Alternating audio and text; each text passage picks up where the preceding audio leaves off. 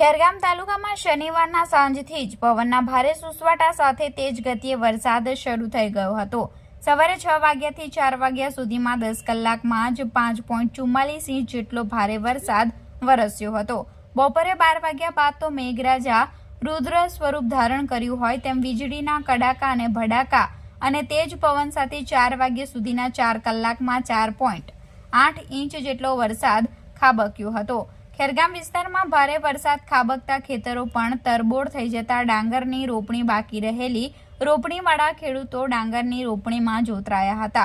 આ ઉપરાંત સુરણ, કંદ, હળદર જેવા પાકોના ખેતરોમાં પાણી ભરાતા તેના નિકાલ માટે પણ ખેડૂતોએ તજવીજ કરવી પડી હતી।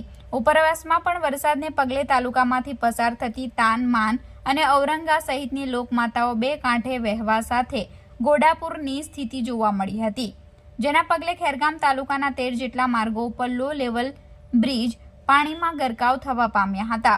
ઔરંગા નદી ઉપરના નાધાઈ ગરગડિયાનો પુલ જે ખેરગામ અને વલસાડ તાલુકાને જોડતો માર્ગ બંધ થવા પામ્યો હતો।